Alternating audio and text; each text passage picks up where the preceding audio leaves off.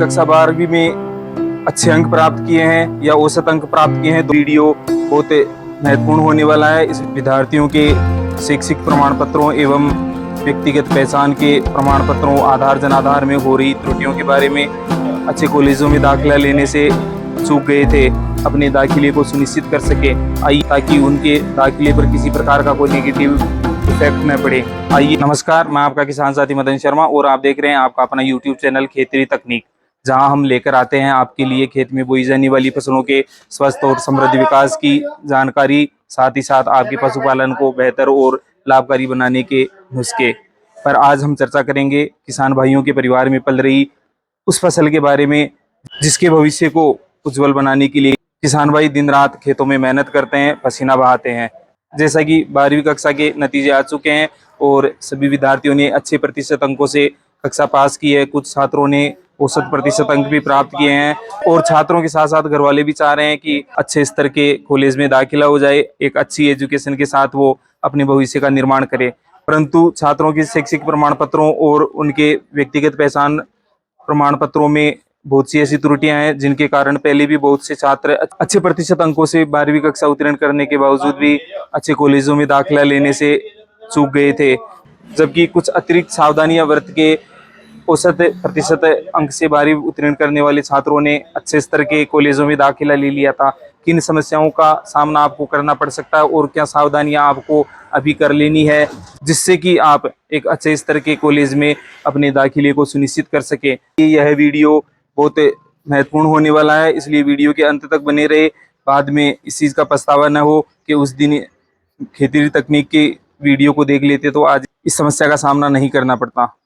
और आज हम फिर से हैं अपने आईटी अड्डे जयंती ई मित्र जालसू पर। आइए मिल लेते हैं अपने आईटी एक्सपर्ट सुरज्ञान सिंह बूरी से और जान लेते हैं कि क्या क्या सावधानियां हैं और क्या कार्य है जो अभी छात्रों को अपने डॉक्यूमेंट्स के साथ कर लेने चाहिए ताकि उनके दाखिले पर किसी प्रकार का कोई नेगेटिव इफेक्ट न पड़े। आइए मिल लेते हैं सुरज्ञान जी से। सुरज्ञान जी नमस्कार। नमस्कार जी सर। नमस्कार। कैसे हैं? बस ठीक है सर। आपने चर्चा की थी पिछली बार भी 12वीं पास जो छात्र थे जिन्होंने अच्छे कॉलेजों में दाखिले के लिए आवेदन किया था, उनका आवेदन कईयों का निरस्त हो गया और अच्छी परसेंटेज के बावजूद भी उनका दाखिला नहीं हुआ। क्या कारण रहे, कुछ बताएंगे?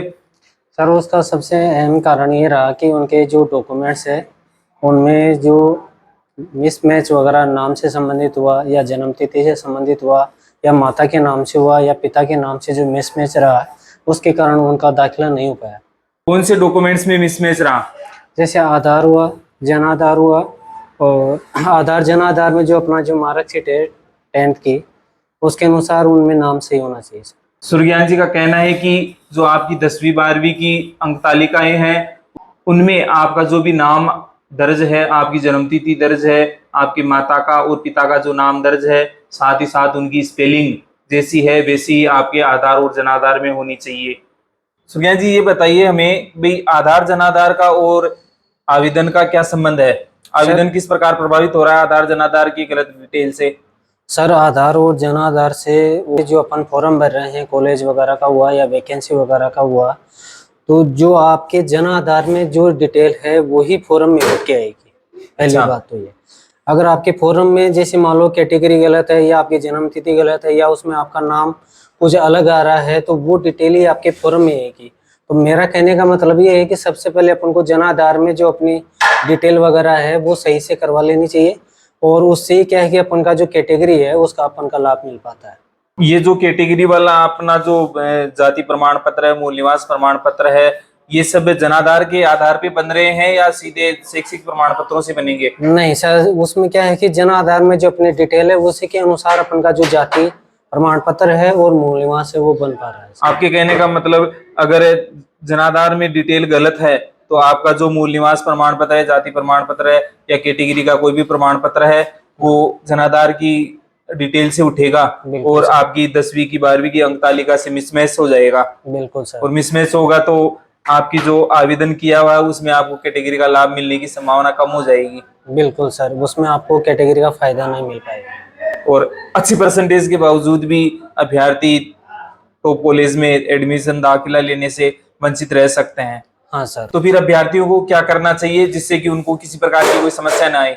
सर सबसे पहले तो मैं ये कहूँगा कि अभ्यर्थी हैं उनको जन आधार में अपनी जो 10th की मार्कशीट है उसके अनुसार उनमें नाम, जन्म तिथि, पिता का नाम और माता का नाम जन आधार में वो अपडेट करवाए।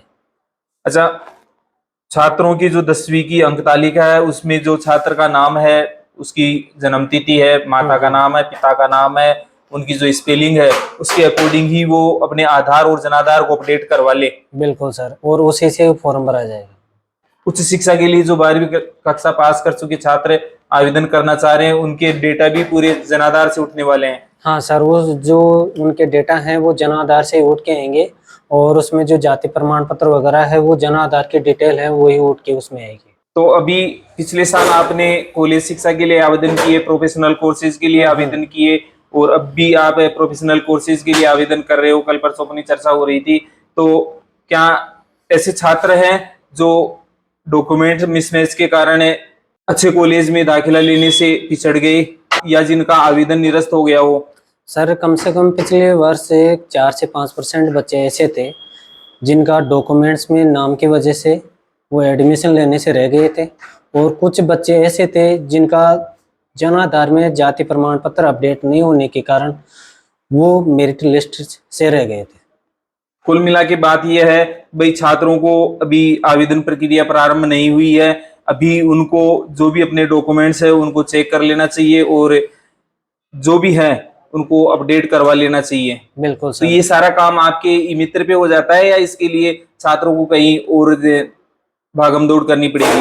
नहीं सर, उसके लिए छात्रों को ई मित्र के माध्यम से जन आधार में बिल्कुल अपडेट हो जाता है सर। कितने दिनों में अपडेट हो जाएगा ये? सर ये प्रक्रिया कम से कम 20 से 25 दिन की होती है, जिसमें जन आधार में जो भी अपन अपडेट करते हैं जी, उसमें 20 से 25 दिन लगते हैं अपडेट होने। तो कुल मिला के आपका कहने का मतलब ये है भाई, जिन भी छात्रों के शैक्षिक प्रमाण पत्रों में और पहचान प्रमाण पत्रों में मिसमैच है उन्हें आज ही अपना ये सुधार करवा लेना चाहिए, क्योंकि अभी स्नातक में प्रवेश के लिए आवेदन नहीं मांगे गए हैं और कभी भी आवेदन मांगे जा सकते हैं। हाँ सर। तो पूर्व तैयारी करेंगे, पहले से डॉक्यूमेंट्स तैयार करके रखेंगे तो आगे दिक्कत नहीं आएगी। हाँ सर, उसके लिए आगे समस्या नहीं है।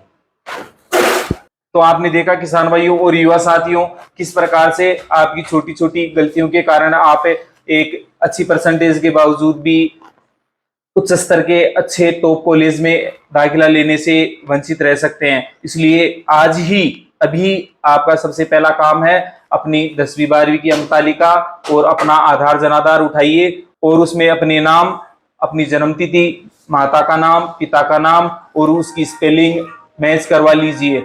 अगर सब ओके है तब तो कोई दिक्कत वाली बात नहीं है, पर अगर इनमें किसी भी प्रकार की त्रुटि है तो आज ही अपने नजदीकी मित्र पर जाइए और अपने आधार जनाधार में करेक्शन करवा लीजिए, ताकि आधार जनाधार के बेसिस पर बनने वाला आपका मूल निवास प्रमाण पत्र, SC ST OBC या किसी भी कैटेगरी का प्रमाण पत्र सही तरीके से बन सके और आवेदन के समय आप जो कैटेगरी भर रहे हैं उस कैटेगरी का आपको लाभ मिल सके और आप एक अच्छे स्तर के टॉप कॉलेज में दाखिला लेकर अपनी उच्च शिक्षा के सपनों को साकार कर सके।